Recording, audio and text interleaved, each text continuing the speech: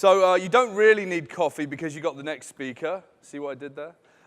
We've got an amazing speaker from HP. She lives down in LA. She came all the way up to lovely Vancouver to come and talk to us about the future of XR and a number of other areas. Please welcome Joanna Popper.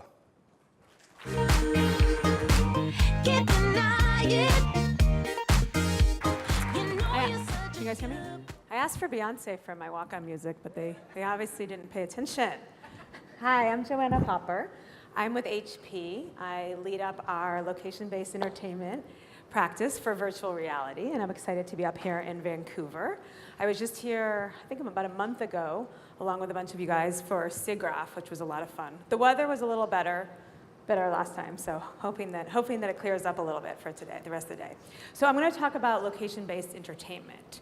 So let's start off with what is location-based entertainment? So we're hearing a lot about location-based entertainment these days in virtual reality, but location-based entertainment has been around for a while. All of these pictures were actually taken from the 70s. So, back in the 70s, people were going to arcades, we had movie theaters, we had theme parks, and we had museums.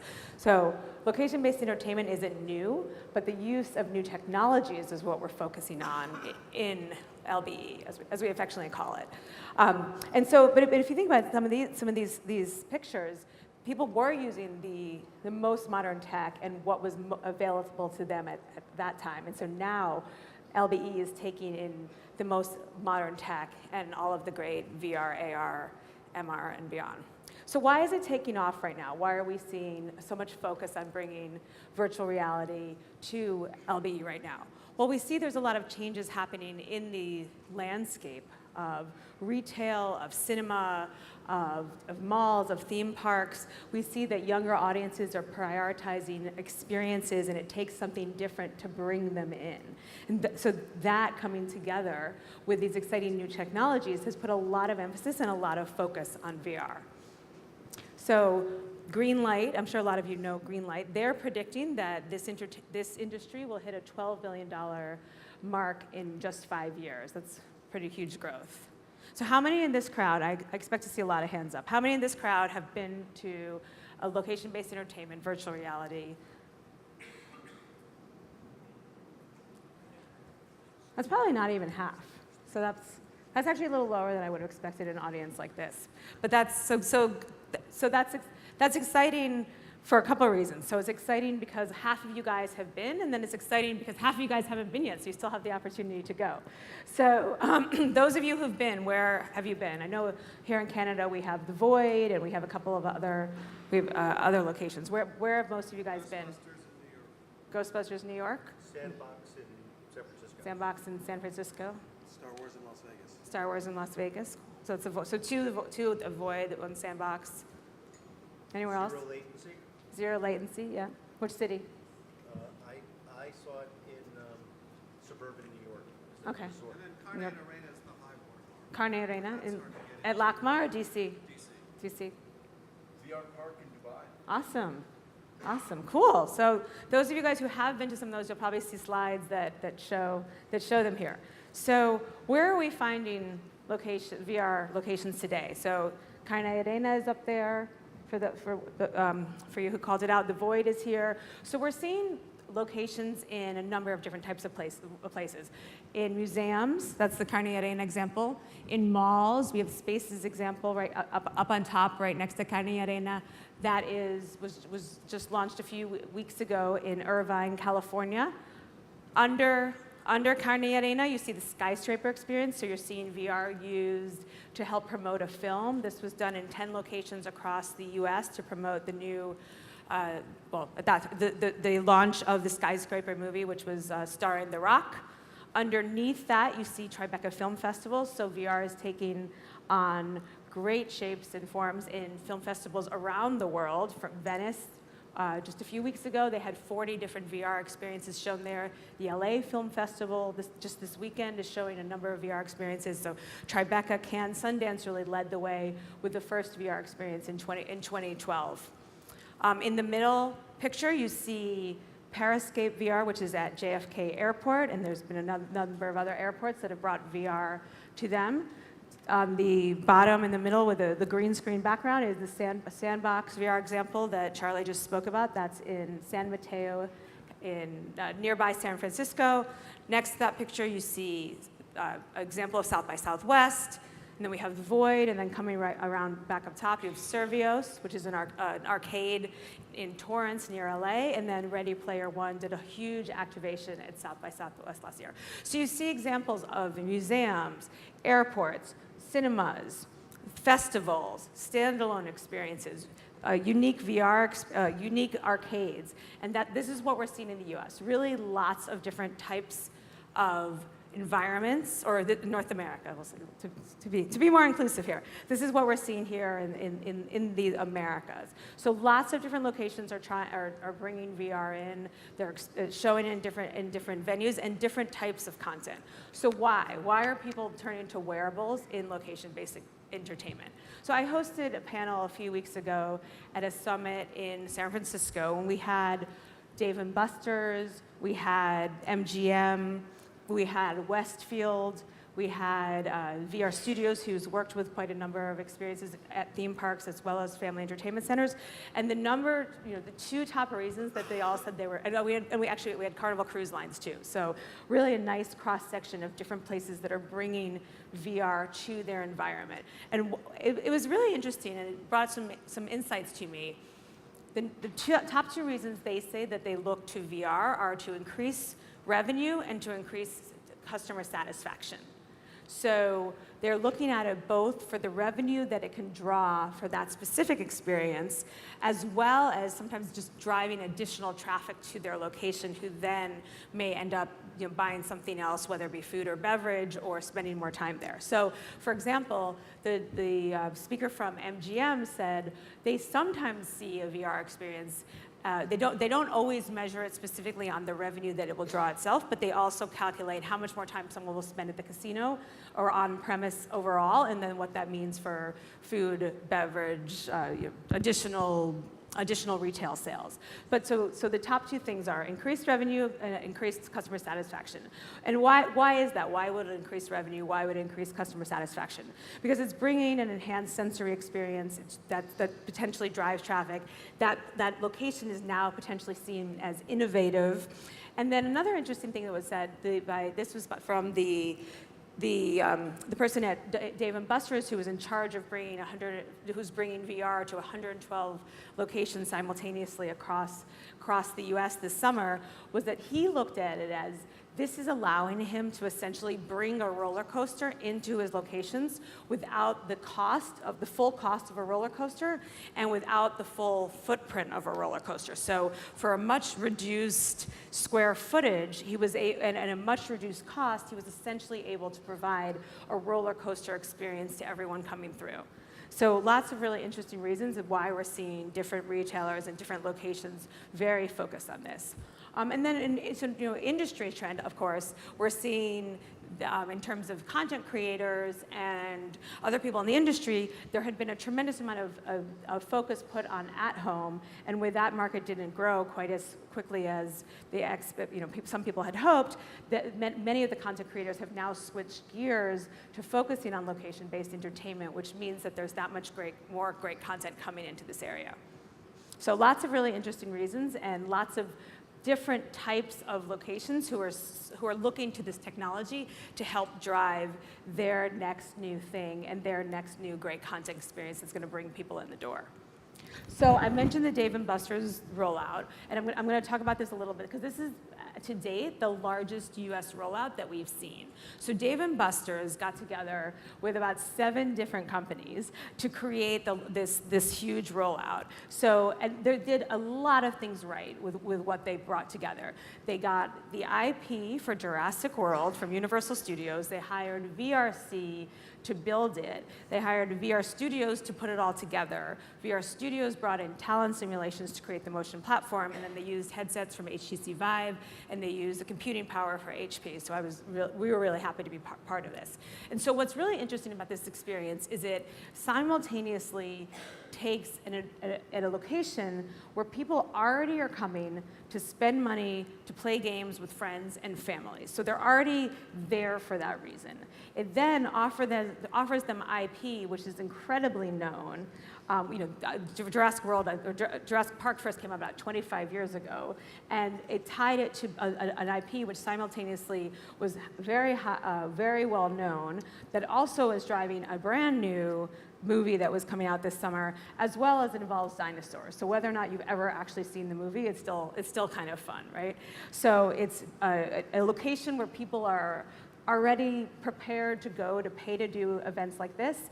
It was IP that's known and can help drive additional traffic. They created it to be multiplayer, so it doesn't have any of the isolating VR has had a reputation of being isolating, fair or unfair, but they put it in a multiplayer environment, and then they created a gamification, so at the very end you find out your score, potentially driving you to want to do it again if you didn't end up being the high player in that round, right? And they did it all for the low price of $5 a person. So every 5 minutes, 4 people go through, $20 every 5 minutes. So at that price point, it's not out of reach for most people who are attending that, who are going to Dave & Buster's. And then they backed it with national advertising, which only a place that has a national footprint can do and have that economies of scale for marketing. So this certainly is a really interesting and successful. I know y'all seen that T-Rex. I know y'all seen it. Okay. You see the fun people are having. They're freaking out by the T-Rex.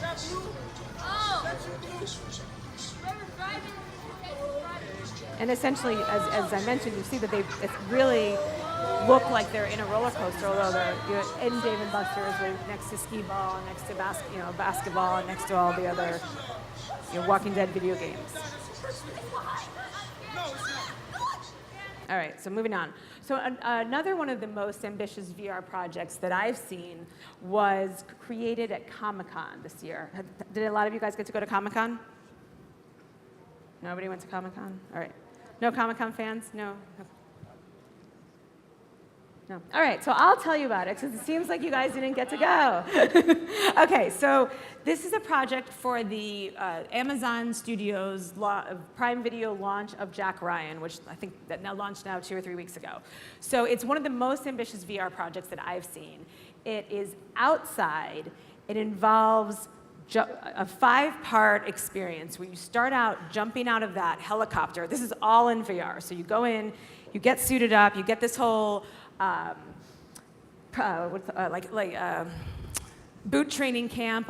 There's a lot of actors involved, so it sort of has some elements of immersive theater. So you get the whole pep talk from some of the actors who are your squad captains, and you're being tested on your physical ability to be able to join the Jack Ryan squad. I may not have all the details right. I don't know if I've read the books or seen the movies, but okay. So that's what's happening though. You're basically going to go through this grueling physical test. So first, in VR, you jump out of a helicopter. I don't know how many of you guys have jumped out of a helicopter in VR or not in VR. I've now done it in both. It's scary in both. It's scary in both instances. Skydiving with VR or jumping out of a helicopter, skydiving in VR. So both ways it's scary. So first you jump out of a helicopter. Then as soon as you get down, you go onto a plank, which I know a lot of you have probably done Richie's plank. It is shockingly scary. You immediately go into a shootout. As soon as that's done, you go down a zip line. Remember, you're still in VR, okay? And then you finish off in a driving simulation. So 5 different experiences. In some ways, it takes some of the best of VR. We've seen driving simulations before. We've seen shootouts before. We've seen the plank before. But now imagine put all 5 of those together, make it outside, and also put it with essentially a skydiving experience plus a zip line experience. And this is the project that Amazon, with Media Monks. Media Monks was the really ambitious agency that actually created the content for them. So as I said, here are all the different. So here you see jumping out of the helicopter. As you go down, the plank, the shootout, the zip line. And then they had the whole thing live streaming on Twitch while you were going, so you got to see people screaming and freaking out all the way. And then the truck. That's the view jumping out of the zip line. There he goes. Now, imagine you're doing that in VR. Okay. Oh, look, I gave them some advertising. Prime Video. All right, so that was at Comic-Con.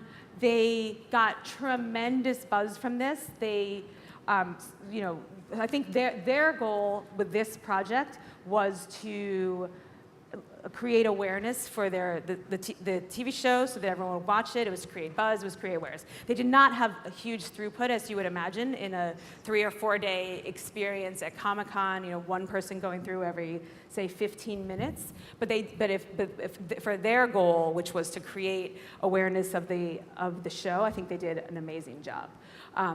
So that's Jack Ryan, and I think very soon after that, I saw something about a company in London that was creating zipline in VR. So each time we see somebody pushing the envelope on what's the next thing, it starts spreading and it grows and goes throughout the world. Okay, Beat Saber. I really hope a lot of you guys are gonna put up your hand when I ask. How many of you guys played Beat Saber? All right, let's just do who hasn't played Beat Saber. Oh man. Okay. All right. So is Beat Saber here? Does anyone? Are they showcased? Is anyone showcasing in your booth? No. All right. Well, this is one of the most fun games right now that we have. Why it's so fun? So much fun. I don't know if I could actually explain that, but it is incredibly fun. It's incredibly addictive, and it's certainly one of the more popular games right now.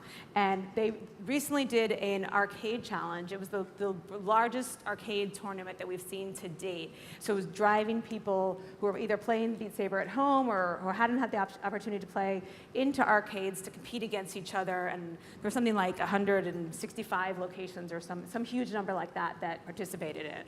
What's really interesting about Beat Saber, and one of the partnerships that they did, is they partnered with a company called Live, who creates mixed reality, the software to do a mixed reality video. So if you think about if you're in VR or you're watching somebody else in VR, in some ways they look a little nuts because they're just you're sitting there going like this, and you don't see what they're seeing. Even if you're seeing the screen, it's not quite the same. But they work together with Live to create these videos that were then posted on YouTube, so you see both what the person's doing as well as what it looks like. And these videos have become a huge hit. There's actually a guy named Rage Stack who's now the Beat Saber influencer. Some of these videos have 6 million views or more.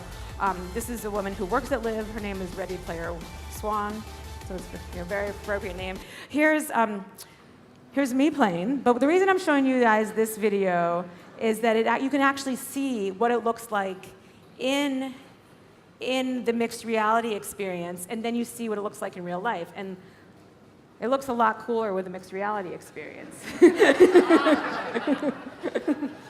As great as I do look, obviously. I'm just kidding. But look at it while you can see what I'm doing. And so that brings a lot of interesting things that I think more and more LBE players will be and should be doing, which is creating an experience that you can take with you. You can bring back out into the world, that you can have people see what you were doing, why it looks like it's so much fun, and then take that along. So Sandbox did that. They create a fun video. Sandbox is doing that, the one that Charlie just mentioned. They create a fun video that you can take with you.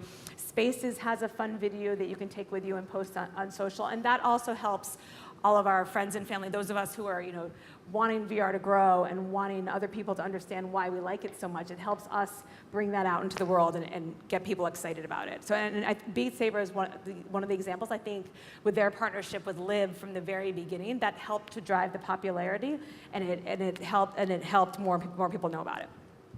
Okay, so now moving, I'm sure a lot of us have heard that Asia, markets like Japan and China and Korea are some of the biggest markets for LBE. So I was lucky enough to take a trip this June and July over to Asia and got to see a lot of really interesting things. How many people have been to Asia to see some of the different LBE things there? I say a few people. Okay, so I'm going to talk about, this is from my point of view on what I noticed was really interesting and distinctive, different than what we have here. So first, is there's something that they call KTV. So this is where people go inside these booths that essentially look like phone booths, and they play karaoke. So now imagine going into a mall or an airport or a corner and going into a phone booth and like basically becoming a super person, you know, Superman, Superwoman, that went into the phone booth and singing karaoke, either by yourself or one other person. So that is very common in China. And now they have a twist on it where you do that and you go into this booth and you also play VR games. So you can either do karaoke or you can play VR games. That's really different than anything I've seen in the US, but in some ways it also makes a lot of sense. So that's one thing that's really, really different that they've done in China. The second thing is they have VR cinema. Now, we've certainly seen these motion chairs in the US. We have D-Box, who's from Canada. This is Digital Domain. We have Positron as a company out of LA. But these are much more common there. So now, imagine you're going to a movie and you get there 15 minutes early or 20 minutes early. And while you're waiting, you go and see a VR experience. And these are all connected to WeChat. You just pay using your phone with a QR code. The content may be connected to films that are currently in the theater, but most likely it's not. And you know, there's some of them have something like 300 different pieces of content that you could choose from. So really, really interesting thing. And so I have an example here that's showing the Digital Domain example, which is a company also from LA, but is partially a Chinese company. And then next to that is an example that shows these really futuristic, cool-looking, modern pods that you go into. And in those pods, I saw children, I saw grandparents, people. I saw men and women and people, all sorts of people coming in and trying out the VR cinema chairs, which was really fun. In terms of content from the U.S. that's over there, Raising a Ruckus is there. The different content from Baobab was there. So some companies have seen this opportunity and taken advantage to extend their content throughout the world. And then the last picture is a picture of So Real, which is a really big all VR theme park in Beijing.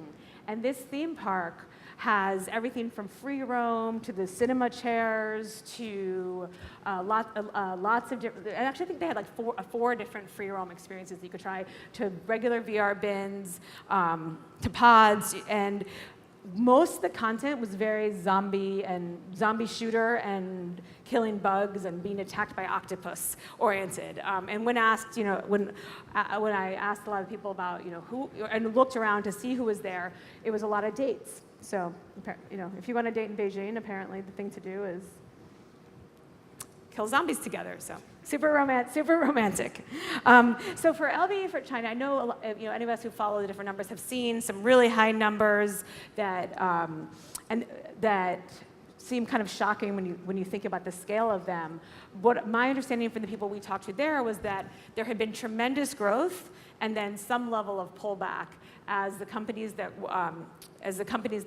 didn't know both how to do the technology, figure out the content distribution and run operations, which is a lot of things all together. Knowing how to do all three of those things is a huge challenge. And so some of the mom and pops went out of business, and the more professional companies continue to grow. So that's a little bit about China. I also had the opportunity to go to Korea, and the thing that I most noted in Korea was that the build-outs they created were incredibly impressive. So we have, we have examples of creating experiences with bungee jumping in them. So you're actually moving up and down. We have hang gliding. We have a raft, a little bit similar to what I showed you at Dave & Buster's. This gyro drop here. I don't know how many of you guys have been on one of these free falls. I went on one when I was a teenager, I think, at Six Flags. I would definitely not want to do that in VR with zombies chasing me, but this is what they offer you in Seoul, the opportunity to go into a free drop. They also have this roller coaster here, which you see I took a picture of, but it was moving really fast. So in that picture, again, you're being chased by something. So here's an example of Monster VR. If you do go to Seoul, this is pretty near the airport, so it's easy to get to. And the types of things that they have, and so you see when I mentioned that the build-outs are incredibly impressive, that they had a hot air balloon and a raft. There's a big motion platform. This is the bungee jumping. There were a lot of people on it, but not in that exact minute. People walking around you see lots of motion platform and this driving simulators. So you get a sense of some of the intense build-outs that are being done. And then here's the example I showed you of the roller coaster. And you see, it's going pretty fast, you can't necessarily see, but all these people are flipping upside down with VR headsets on and having zombies chase them while they do that. Does that sound like fun? Yeah. Okay, we have a mixed audience, but there was a 3-hour line to go on this. So lots of people are thinking this is fun. So a couple of notes, a couple of things I noticed. People talk a lot about what are the demographics, who's there. And there's always a stereotype that it's a sort of young or teenage boy that's doing all of this everywhere. That's not what I saw. That's not what I saw really anywhere that I've been. There are young kids, there are dates, as I mentioned, there are parents, there are grandparents. And in some of these, they're even doing things that, this is probably a stereotype, but they're giving towels and they're giving mirrors and doing things to make sure that you get put back together after you have that super sweaty Beat Sabre experience. So they're really thinking about and catering to making sure that different audiences feel comfortable and are excited to come. Okay, somebody mentioned Dubai earlier. Here, we see that they, again, have very elaborate experiences, big build-outs. This one has essentially a Tiffany's cake in the middle, and they're catering to having kids come. And you see some Star VR has a big partnership. They're also using HP hardware there. So what's next as we think ahead, and where is this going to take us? There's lots of really interesting things happening, and I'll just go over quickly a couple of them. Biometrics and analytics. Content creators. I come from TV. I worked at NBCUniversal for a really long time. We're always looking at how do you get that feedback. What are people experiencing when they're interacting with your content? In TV, we look at the minute by minute and see are people watching, are people are people leaving, are they turning on, are they turning off? Here with VR, you have the opportunity to have those biometrics or that analytics in real time, and it's something connected to your body. So you can be, looking at heart rate, you can be looking at pulse, about a sweat, there's lots of different things, and there's certainly lots of companies working on this. In headset advertising, I don't think we're quite, my opinion is we're not quite there yet, ready to have that reach and scale, but there's lots of interesting companies that are working on this so that when we're there, it's all ready to go.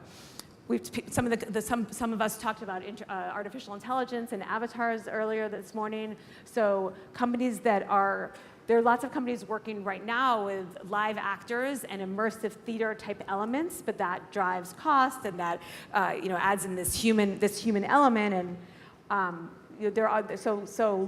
simultaneously that we have lots of these immersive theater elements that are being worked on, other companies are working at figuring out how to create avatars and characters that use artificial intelligence to create that environment so that when you interact with a character, the character says the right thing back without having to have a live actor there.